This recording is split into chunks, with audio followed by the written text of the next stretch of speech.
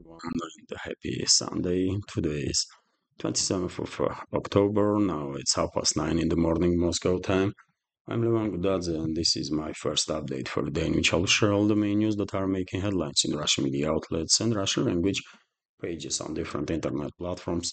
And there are quite a few very significant developments and news that I'd like to share with you in this program. Although before I start, let me ask you, if I may, to click that like button and leave some commentary while watching or listening to this update.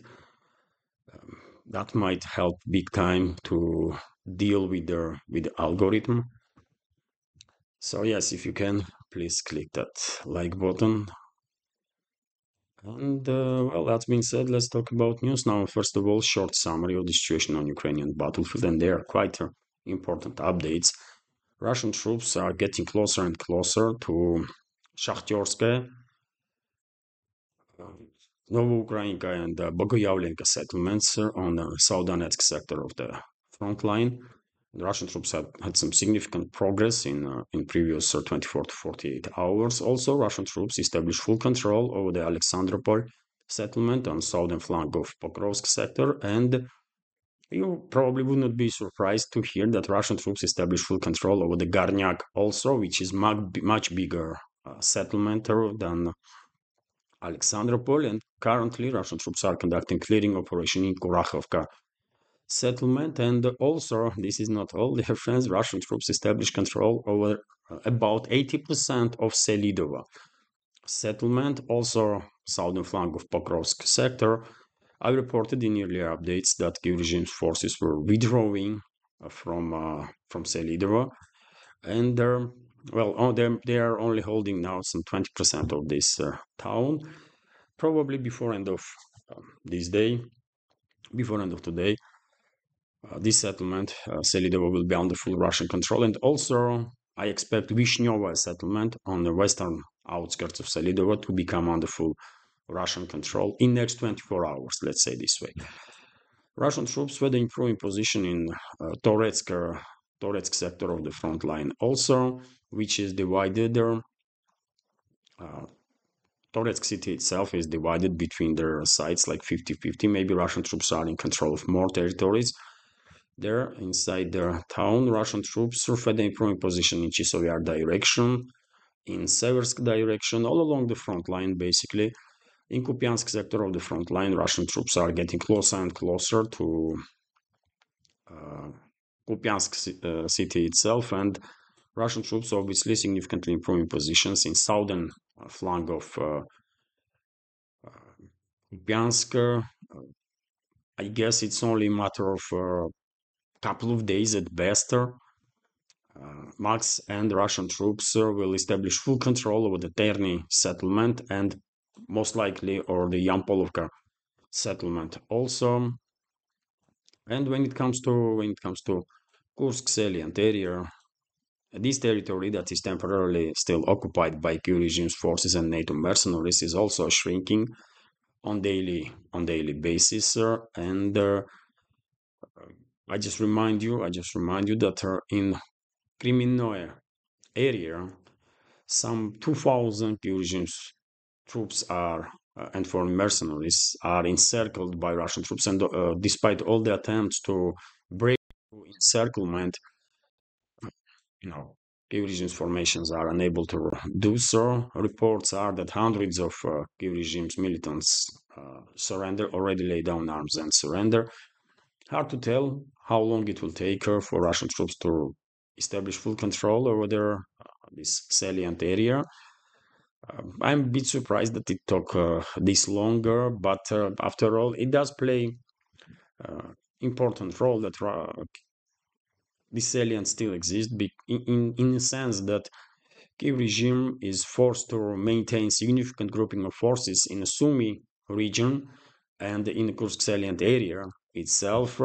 Troops that otherwise would be deployed on other sectors of the front line, for example, in South Donetsk or Pokrovsk sector, where Kiev regime's defense lines are literally collapsing, right? So I can understand the logic behind the approach of Russian troops on the salient area. They are taking time. They're taking time. Vast majority of civilians are evacuated from this area, and so it does make sense to keep this salient as a trap for Kiev regime's forces, right? So therefore, it is impossible basically to have any predictions how long this operation, this counter-terrorist operation, will continue that Russia is conducting in this direction. And also, still, by the way, rumors are circulating, and there are even big channels are speculating that North Korean troops gonna arrive in this area and conduct some military operations. I have some doubts about it. I expressed my opinion on this topic earlier in the updates. I also spoke about it on my Patreon and Boosty pages in the programs there, and I'm on the very same position. I don't see any reason uh, why would Russia deploy some North Korean troops, 5, 10, 15,000, or whatever number there is to conduct to participate in special military operation or counter-terrorist operation in Kursk salient. It does not make no sense to me personally. Maybe some North Korean troops are in Russia to undergo some training, to receive some experience from Russian colleagues, but not because they're gonna be sent on the front line in zone of special military operation or in zone of counter-terrorist operation in Kursk salient. This is my take on it. Let's see. By the way, these rumors are circulating about North Korean troops being deployed in area of hostilities for like a week now, if not more. Not a single video or photo confirmation of North Korean troops anywhere on the line of contact, right? Anyways, this is it when it comes to short summary.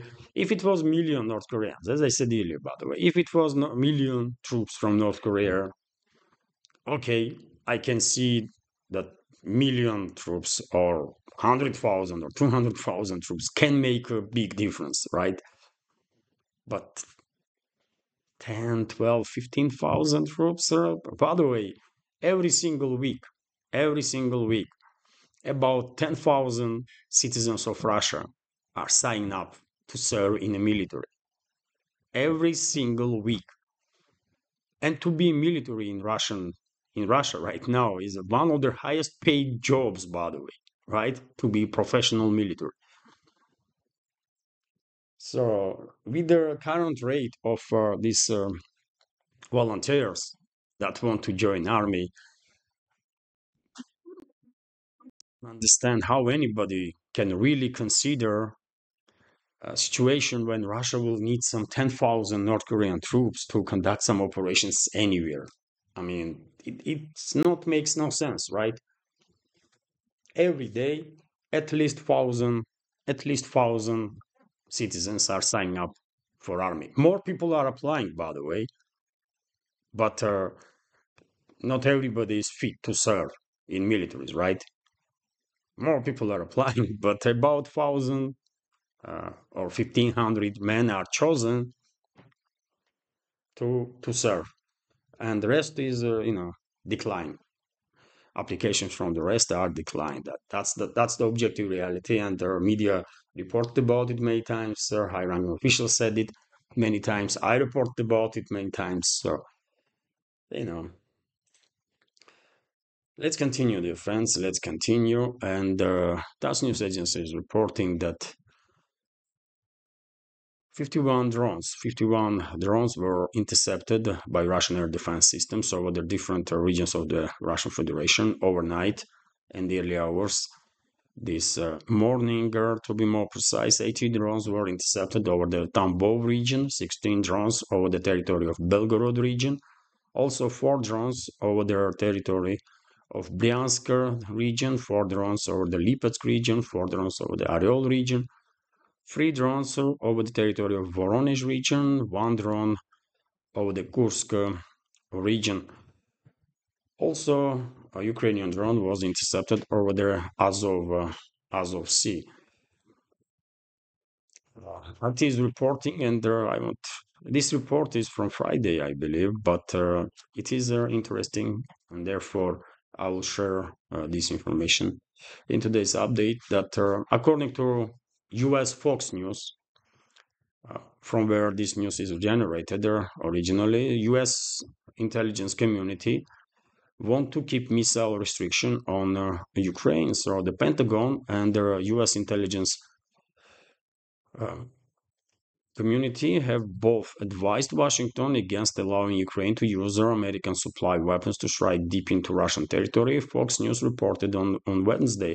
This news isn't from Wednesday, citing unnamed officials. According to an analysis cited by Fox, giving the green light for Kiev to use US supplied ATACMS missiles would have no strategic impact while risking further escalation between Washington and Moscow. The Kremlin has already said it would consider such strikes to be a joint US-Ukrainian attack on Russia. President Vladimir Putin stated that Kiev wouldn't be able to carry out such attacks on its own because it would rely on targeting data provided by NATO. I spoke about these topics many times, no need to go in details now.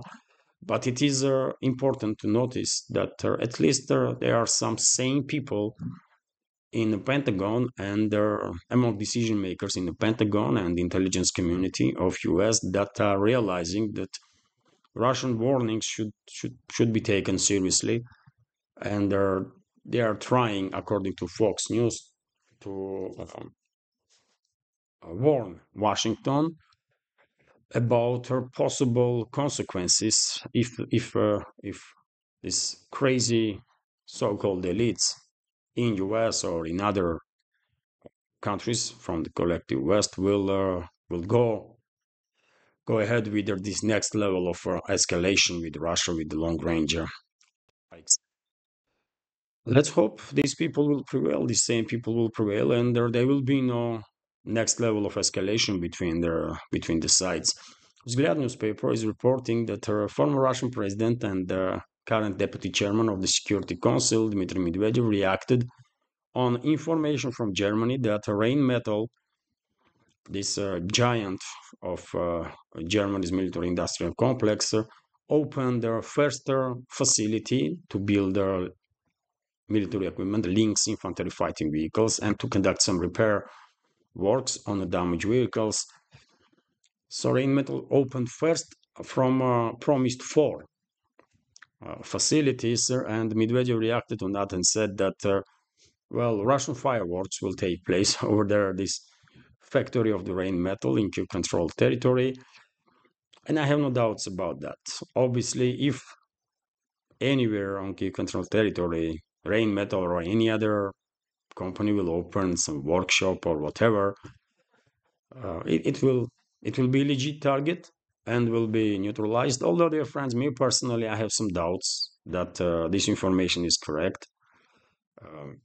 I don't think Rheinmetall has such a stupid CEOs that they don't understand that if it's not worth investing even a single penny, right, to build anything or to open anything in Kiev-controlled territory when it comes to production of the weapons, because Russian side will take it out immediately, right? So therefore, I think Rheinmetall conducted some advertising campaign, sort of. Like they made some crazy statements that they opened first factory, but in reality they did not open nothing, right? Maybe some small workshops somewhere hidden in some areas of Kiev control territory that can be able to do some work on the damaged vehicles, but to produce infantry fighting vehicles, no, it's not happening. Even assembly line wouldn't be installed, in my personal opinion, although we will see. But Medvedev is already promising some great fireworks over there, that factory that presumably Rheinmetall opened there. They did not open nothing. Also, dear friends, RT is reporting that Poland tells Germany to cut benefits for Ukrainians. So Germany should stop paying social benefits to Ukrainian refugees residing in our country and direct their money to authorities in Kiev. Instead, Polish Foreign Minister Radzislaw Sikorski has argued. The diplomat claimed that generous handouts serve as a disincentive for Ukrainian men to return to their homeland and join their military. According to Eurostat, more than 4 million Ukrainians are currently living on a territory protected in the EU, with Germany, Poland, and the Czech Republic hosting the highest number. Uh, as of June, Germany was home to almost 1.2 million Ukrainian refugees, Statista estimated, while in Poland, that number currently stands at over 981,000, according to UN data. So, okay, Warsaw is calling Berlin to basically do whatever it takes to send back military age males from Germany that are citizens of Ukraine to be then forcefully mobilized and sacrificed. I wonder if Warsaw will do the same in Poland. Um, why they are not sending Ukrainian military age men that are living in Poland back to Ukraine? Maybe because those people are working, paying taxes, and are quite useful for Polish economy. So if so, then why they think that German Germany will do any different or act any different? Let Poland give some example, and then others may follow. I don't know. But in any case, my take on all this topic of Ukrainian refugees in Europe. I said many times before, they should start looking for a place, more safer place, because one way or another, but eventually, as a situation for the collective West in Ukrainian battlefield will deteriorate and deteriorate, they will come up with a justification of sending Ukrainian refugees back to controlled territory to be mobilized and then sacrificed for geopolitical agenda of the West. So if those refugees are paying any attention to news, uh, to developments that are taking place in or outside of Ukraine, then they should start looking for a place outside of Europe where they can be more or less safe. Otherwise, give it another month or two, and it might be too late. And European states may start in this military aliens and mass deporting them to give control territory. Anyways, dear friends, before I continue, let me notice, if I may, that this channel on YouTube, Rumble, I don't know where on which platform you are watching this update, but this channel, this small media project of mine with several channels on YouTube, Rumble, Telegram, is completely subscriber funded, and I will be immensely grateful if you will also join our community of Patreons, uh, thanks to whom this project still exists, and I'm able to continue this work in this field of news and political commentary. If you like my channels, if you like my work and want to support, you can do it with donation through PayPal or Boosty platform, or by subscribing to my Patreon page. And also crypto. If you are good with crypto, you can support through cryptocurrencies, obviously. All the links on this video in the description box and in the pinned comment. And many thanks to all the members of our community who supported previously and who supports now. Thank you very much. Without you, obviously, this project would not exist. So, truly grateful. Thank you. Let's continue with some more news. And, RT and all the media outlets, not just in Russia but worldwide, obviously reported yesterday about Israeli strikes on Iran, retaliatory strikes, which was quite a mild strike, if I may use this terminology. There was a very strong statements, isn't it, made earlier by Israeli leadership that they're gonna do this and they're gonna do that. But our strike itself was seen by many experts as a just kind of demonstration of force, but in a scale that will leave the room for Tehran not to retaliate. Not to retaliate, and that's why probably Israel warned Iran ahead of their latest strike. According to Axios, so Israel relayed a warning to Iran through several third parties of its missile strike against the Islamic Republic on Saturday. Axios has reported, citing their anonymous sources, according to media outlet, West Jerusalem indicated what type of targets it would attack, while cautioning Tehran against retaliating. Early on Saturday, IDF spokesperson Daniel Hagari reported that Israeli forces were conducting precise strikes on military targets in Iran. Their operation reportedly condemned their code, codenamed their Days of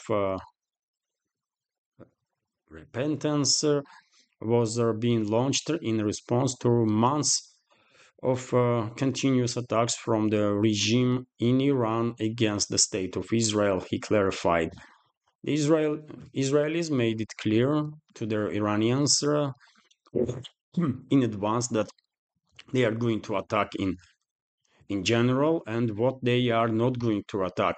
Axios reported the US media outlet asserted that this reflected an attempt to limit the ongoing exchange of attacks between Israel and Iran and prevent wider escalation. Um, by the way, yesterday I saw some articles with, with suggestion that Russia warned Iran about Israeli strikes several hours before strike took place. Maybe Israeli side informed Russia about it, and then Moscow provided information to Tehran, or maybe Russia's intelligence just knew about it and informed Iran upfront. In any case, this retaliatory strike from Israel was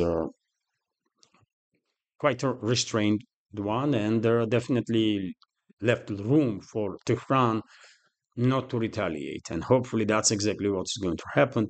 I'm quite sure Moscow, New Delhi, Beijing, major capitals of other major capitals of this world that are, from the friendly nations towards Iran will also, use diplomatic channels to encourage Iran not to escalate any further. Both sides, Iran, Israel, they make points. They can target each other.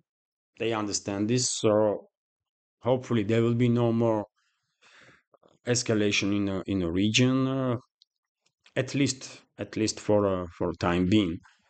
Hopefully never. But by the way, before U.S. elections is only like 10 days left, isn't it?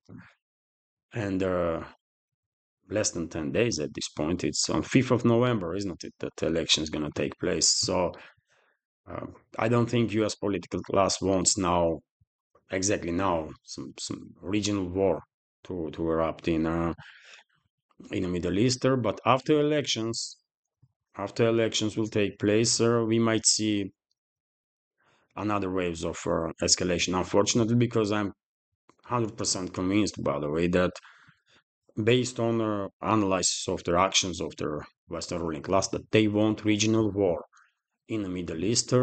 They want shut down navigation in the Persian Gulf through Hormuz Strait. They want cut off China from Middle Eastern energy sources. It's just too obvious to me, right? Although they are taking some pause now because, yet again, it's only like a week before presidential elections in US. I don't think they need this hit right now. After elections, probably risk of further intensification of the hostilities will increase significantly. Also, TASS news agency is reporting that according to Israeli sources, Iran will need about a year to rebuild its capabilities to produce missiles, ballistic missiles. One of the military industrial complex of Iran was one of the targets of Israeli attack, and I think Israeli experts or sources are mistaken. They are mistaken. It will not take for Iran a year to resume production of the missiles. One should keep in mind that Iran has some very strong supporters. Iran is not isolated. There are very powerful nations in this world that see Iran as a partner, as a friendly nation, and therefore, obviously, obviously, Iran will be able to, produce whatever weapon systems they are capable to produce in a relatively short time. If there was even any serious damage done to military industrial complex of Iran. And I remind you, dear friends, that in a fairly short time, Russia and Iran probably will sign agreement, comprehensive strategical cooperation agreement, which will include possibly also bilateral military assistance or mutual military protection pact against in case of foreign aggression, like Russia signed up with North Korea recently. And in my personal opinion, if that's going to be case, then it will significantly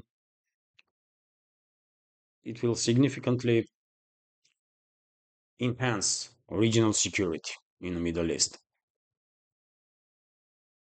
RIA Novosti is reporting that Iran obviously uh, made a reaction on Israeli attack and stated that it maintains right to conduct retaliatory strike for Israel's, as a result of Israeli aggression. Of course, Iran has every right to strike back, no questions about that. But yet again, I think Israel, with its relatively, you know, um, restrained strike, clearly intentionally left the room for de-escalation, at least for now. So therefore, Iran don't have to prove nothing to anybody, really. Um, Obviously, Iran has a right to strike back, but in my personal opinion, Iran will exercise restraint this time around, and there will be no further escalations from Tehran. But if Israel will conduct some another attack or provocation in 2, 3, 4 weeks' time, then Iran may retaliate uh, with very significant force. Also, by the way, TASS news agency is reporting that Hezbollah issued an evacuation warning for residents of the northern Israeli settlements, 25 actually, for residents of 25 Israeli settlements in northern Israel. And we are talking about 200,000 civilians that are living in these areas. According to Hezbollah, these settlements have been turned into military bases by IDF, and those areas are legit target. And to minimize casualty numbers among civilians, Hezbollah is recommending Israeli civilians to evacuate from these settlements that are located from 3 to 22 kilometers from Israeli-Lebanon border. And I think it will be a wise decision to evacuate on part of Israeli civilians. They've been given a warning. They should listen. They should evacuate because it seems like the escalation between Israel and Hezbollah is not going to happen anytime soon, unfortunately, yet again. Vzglyad newspaper is reporting about some strange article in the Wall Street Journal, according to which Russia is providing Houthi rebels of Yemen with targeting data to Western vessels in Red Sea. in Equatorial Red Sea, Gulf of Aden, and so on. Well, maybe, maybe Russia definitely has means to provide any country in this world with some satellite intelligence, some you know targeting data if Moscow wants to. But when I was reading this news, dear friends, and I spoke about this also Friday during the second update on my Patreon and Boosty pages, that I remember this incident when Houthi rebels strike Russian vessel, right? It was a Russian tanker or something. And I mean, if Russia is providing Houthi rebels with intelligence information, then how come that Houthis, by mistake, they apologize after the strike, right, on Russian vessel? They say that was a honest mistake and so on. So if they had intelligence from Russian side, then why would they target Russian vessel, right? They would know which vessel is moving from which direction and belongs to which country. So therefore, I find it difficult to believe in this news, by the way, that Russia is providing uh, Houthi rebels with the targeting data to attack Western vessels. Although anything is possible, isn't it? Anything is possible, and there may be, just maybe, Russian side really provided Houthi rebels with their targeting data on military vessels of the Western countries that are conducting strikes on Yemen. Maybe, although still I have some doubts about that. But it is interesting. It is interesting that, according to Wall Street Journal, cooperation between direct or indirect cooperation between Russian and the Russian side and the Houthi rebels are on such a level that even exchange of some intelligence information might occur. And this is occurring according to this Western propaganda outlet, although I don't think so. TASS news agency is also sharing information about overnight strikes on U.S. military bases in Syria. No, yes, in Syria. So, military base of U.S. On eastern Syria was attacked by missiles, according to Iranian IRNA news agency.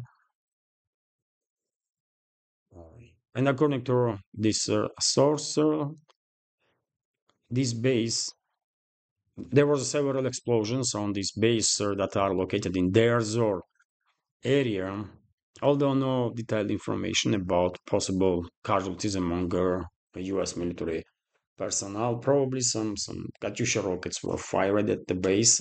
Maybe they were intercepted, maybe not, but no details in the media for this moment.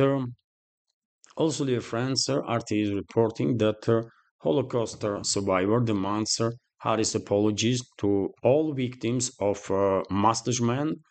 You know who am I talking about? My channel in shadow ban. If I naming these evil people, then channel may get deleted. Possibly, I don't know. So democratic, but you see headline here, isn't it? So, Democratic presidential nominee Kamala Harris should apologize before all victims of the Third Reich for comparing her Republican rival Donald Trump to Nazi dictator mustache man. Holocaust survivor has said in a video released by Trump's campaign.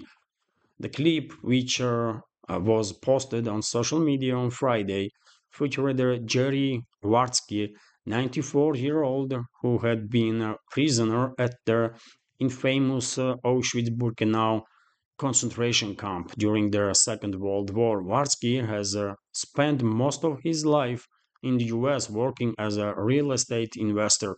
He is now an honorary president of the Israeli Heritage Foundation, which describes itself as a bipartisan pro-Israeli NGO.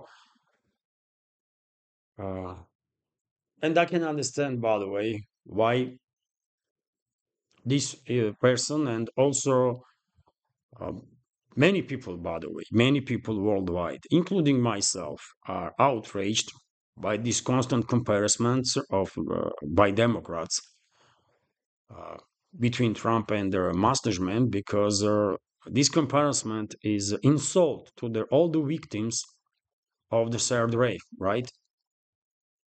And we are talking about tens of millions of people that were killed by Nazi Germany and their allies during the Second World War. Tens of millions of people and hundreds of millions of people that were affected one way or another, right? And by making such comparisons between Trump and this evil person that was in charge of Nazi Germany during the Second World War, you are clearly downgrading crimes that these criminals committed, right? You cannot do that. It's just, I mean, and that was my reaction, by the way. How do these people don't really understand what they are doing? Why they are downgrading all the crimes that uh, leadership of Nazi Germany committed during their World War II? With this comparison with the Trump, I mean, come on, man. And it is good. It is good that at least some people in US are uh, raising the voice to to say, you know what, enough is enough. I mean, you should learn some history. You should learn something about Second World War, at least something, so that you would know better and you would not make such a crazy comparisons because it's just not fair to all the victims of the Nazis and the fascists, right? It's so simple, isn't it? This is not some uh, quantum physics, right? It's quite simple.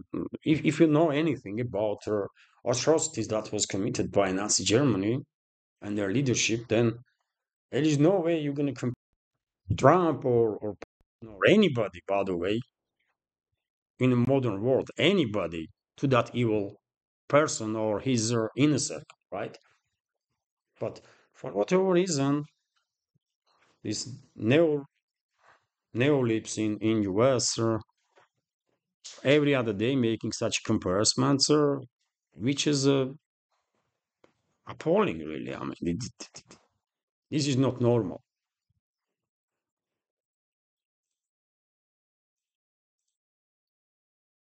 Trump made, I mean, you can think any way you want about Trump. I don't care about him at all, right? But I mean, if you are comparing him to someone, then be more adequate in these comparisons, right? Although on a political stage, this name callings and that kind of stuff is just too unserious, man. These people that are pretending to be, uh, on a level that they are capable of running entire nations, they should act a little more serious. They should demonstrate that they have some intellect, they have some knowledge about history or about anything, really. So, yes, it is crazy, man. No one is perfect, by the way, and obviously Trump has its flaws. Kamala has its flaws. Everybody does, man. Is anybody perfect in this world? No. But come on, man, there are immense difference between any living person right now and Master's man, right? Who killed tens of millions of people. I remind you, dear friends, the Soviet Union lost about 30 million of its citizens.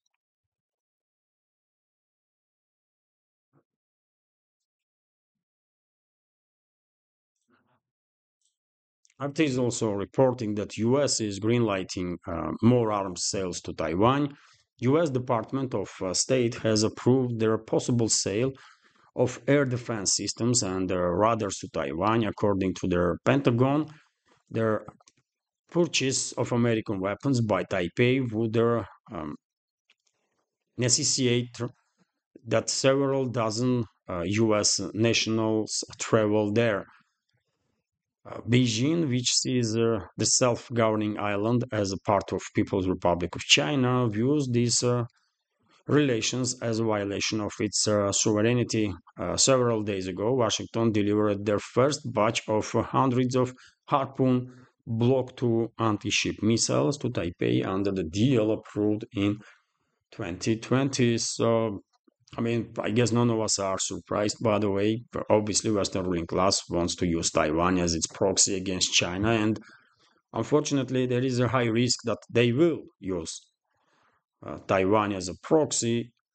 uh, And they're using Taiwan as a proxy already, but they will escalate, they will provoke military conflict, and they will sacrifice Taiwan in a very same way they are sacrificing this former Soviet Republic, Ukraine, uh, by using it as a proxy against Russia.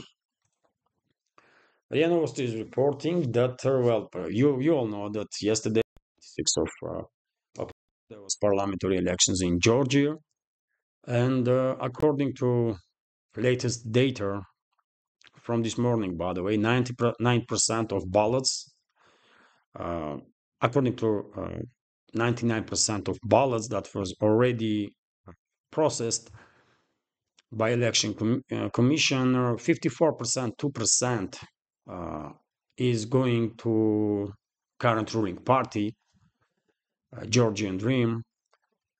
Although, by the way, although this so-called opposition, Western-controlled opposition, already stated that they are not recognizing election results, as it was predictable, by the way. I spoke about this topic so many times, and and they are planning now to start demonstrations and this and that. And well, let's see how well prepared Georgian society and how united Georgian society and Georgian leadership is to overcome all the obstacles, all the provocations that they will face today and in upcoming days and possibly weeks from this Western controlled so called opposition. So our latest data is that 54%, 2%, 54.2% of votes was given to current ruling party, Georgian Dream. Also, uh,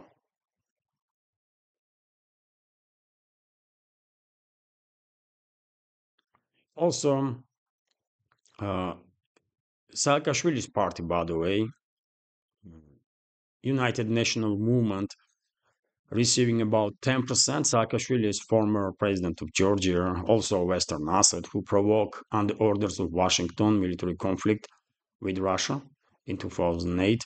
So his party is gaining 10% of the votes. Also, Western controlled another political, quasi-political group, Coalition for Changes, is receiving about 11% of the votes.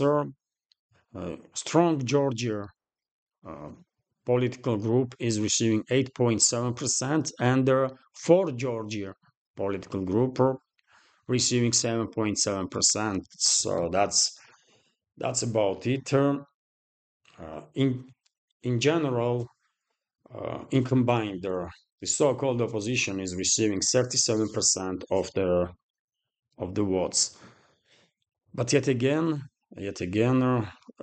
main Western-controlled opposition so-called parties already stated that they are not recognizing election results, and they are going to start demonstrations, and basically they're going to start destabilizing country now, and they're in hopes that they would be able to conduct some color revolution, conduct regime change, and then end up in power and basically sacrifice Georgia as a sort of second front against Russia and the orders of their Western masters. That's what is happening, and that's why I'm saying, by the way, Georgian government, current leadership is making a fatal mistake while not arresting these Western assets. They should be arrested, by the way. They are foreign agents in a country, right? They are assets of the Western secret services, and the assets of any foreign secret services should be right in any country. So I don't really understand why so much these political games are taking place in Georgia. You know, these are enemies of your countries. These animals, actually, the so-called leaders of the opposition. Those animals are CIA prostitutes, right? So just take care of it, man. Just take care of the situation. Do whatever is necessary for safety and security of the public, of the citizens of Georgia. If I was in charge, by the way, trust me, those so-called opposition leaders would be finished long time ago, literally finished. Because I don't play no games, man. Enemies should be exterminated. That's it. Literally exterminated. Because if they manage now to destabilize country, those so-called opposition parties and their leaders that are clearly assets of their US secret services, mainly, and also, by the way, French secret services, British secret services, you name it, right? If they manage to destabilize country and then provoke internal conflict and also to provoke conflict with Russia, who, how current leadership of Georgia, Georgian Dream, gonna get rid of responsibility for that? They will be responsible because they allowed this to happen, even though they knew perfectly well these criminals are working for foreign uh, forces, right? They know it, and they still play these political games that, we play democracy here, and this is our opposition, or these are not opposition, man. These are foreign assets.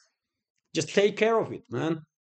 What the yeah, you know dear friends, next news uh, on Saudi Arabia's relationship with the BRICS. Many of you probably were, thinking, what is the status of Saudi Arabia when it comes to BRICS? Initially, it was reported that Saudi Arabia also joined BRICS, but it actually never did, right? Even though it received invitation, because they every other asked to join the BRICS in the first place. And deputy of the foreign minister of Russia, Sergei Rabkov, commented on this. And let me translate this news to be more precise.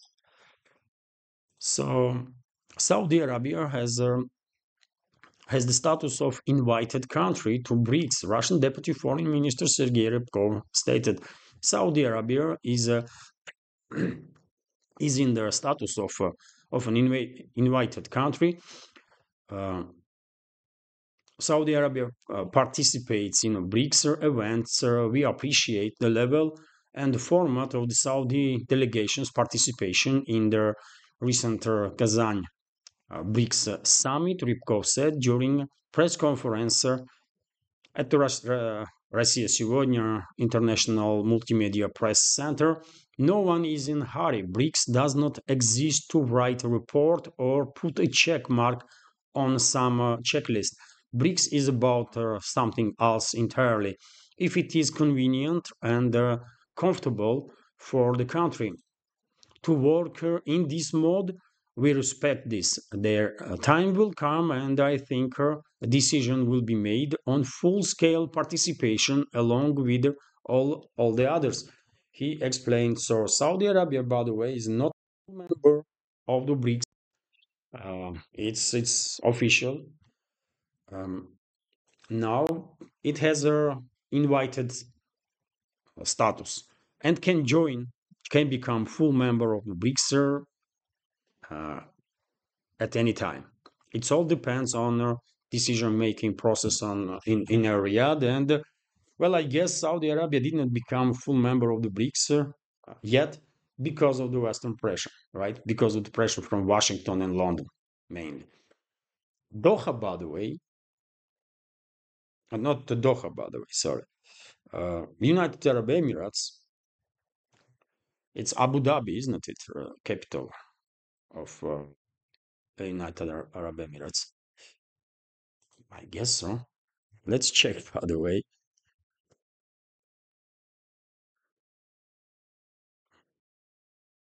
Yes, it's Abu Dhabi.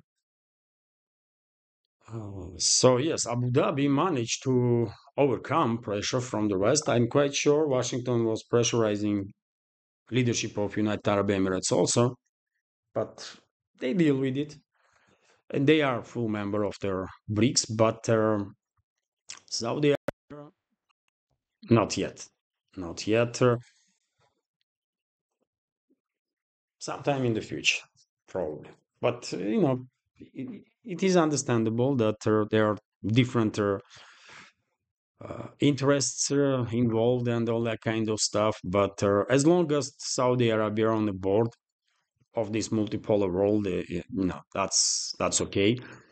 Because obviously Saudi Arabia plays crucial role in Middle East, isn't it? It's one of the leading countries in the Muslim world, which is also very important. And obviously close ties between BRICS and Riyadh will play positive role in this process of development of emerging multipolar world. Commerçant newspaper is reporting that, well, as it was expected, the Russian central bank increased their key rate on another 2 points, basic points, up to 21%. And this is record high, by the way. This is record high number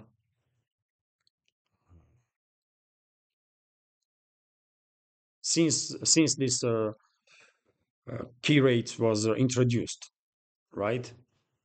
So 21% is quite high, and this is done, by the way, not just to tackle inflation. Inflation is not that high, really, uh, at least for now. But this is done by central bank to cool down economy, to cool down demand, uh, to to send a message to their financial institutions that they should also like a little bit of course banks want to make more and more money, right? That's what they do. This is their business. But these increased rates from central bank of course will have an influence on demand on credits also.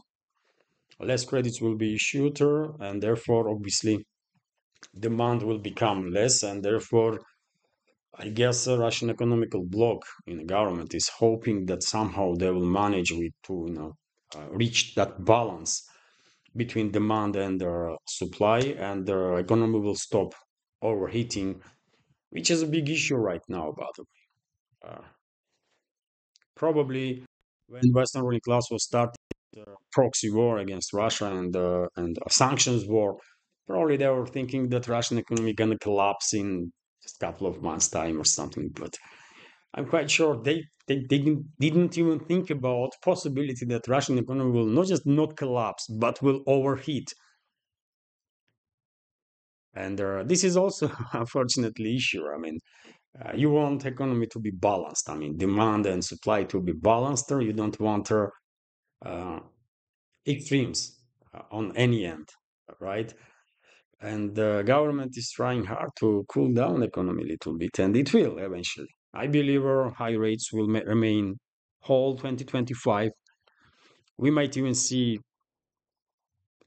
little increase in interest rates, uh, but from 2026, 2027, we will definitely see decrease of interest rates because that golden balance between supply and demand will be fine, and their economy will finally stop overheating that much, right? And it does work on maximum, by the way. Russian economy is working on its almost maximum capabilities right now, which is something that many economies worldwide would like to experience, but yet again, or when economy is overheated, that's also not good. So uh, I believe I believe